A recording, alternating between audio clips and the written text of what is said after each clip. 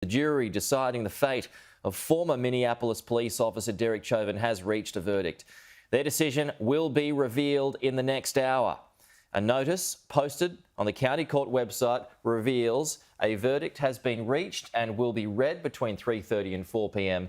local time, which is in around about half an hour or so local time here in Australia. Jurors deliberated for 4 hours on Monday and resumed deliberating this morning at about 8 o'clock their time.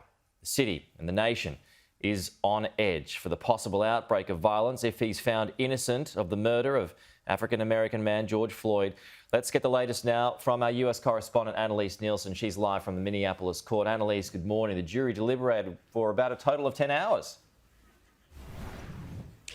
That's right, Pete. They were deliberated, as you mentioned, for about 4 hours yesterday, another 6 hours today, and the tension in Minneapolis is palpable. We've been around the city today, and windows are boarded up right across the city. The National Guard also has a very strong presence on the streets. There's a number of different motorcades going around, and so we're just outside the court complex here where the trial was streamed live to the country. You can see that the armaments are here ready, and now the protesters are really starting to gather, and that's what has so many people, especially in authority in Minneapolis, but people who live here concerned as well. You can also see the media contingent has really fired up. This hasn't had the same kind of media scrum throughout the trial that you might expect because it has been streamed live, and so people have been consuming it on national television. They call it gavel-to-gavel coverage here, which of course is something pretty bizarre for Australians. Also quite unusual has been the amount of political pressure being put onto this trial, because it did spark those months of riots across the country. 1,300 buildings just in Minneapolis were damaged, about 100 destroyed.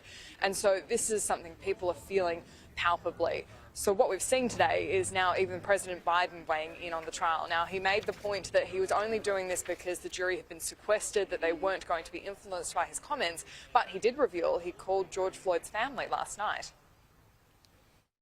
They're a good family, and they're calling for peace and tranquility, no matter what that verdict is.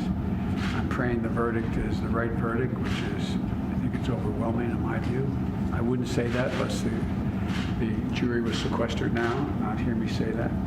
But so we just talked to them. I want to know how they were doing, just personally, and we talked about personal things.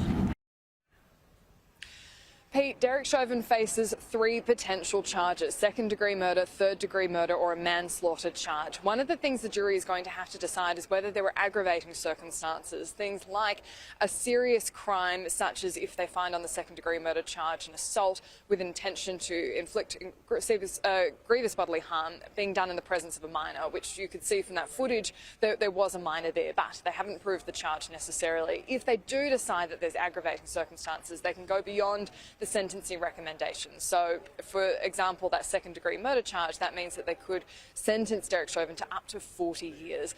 It does seem like this wasn't a quick decision necessarily.